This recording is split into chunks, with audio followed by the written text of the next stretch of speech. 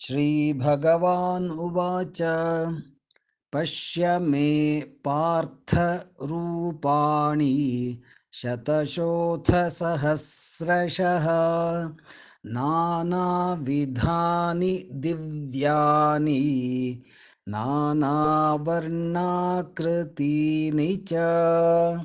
श्रीभगवानुवाच पश्य मे पार्थरूपाणि पश्य मे पार्थरूपाणि शतशोऽथसहस्रशः शतशोऽथसहस्रशः नानाविधानि दिव्यानि नानाविधानि दिव्यानि नानावर्णाकृतीनि च नानावर्णाकृतीनि च।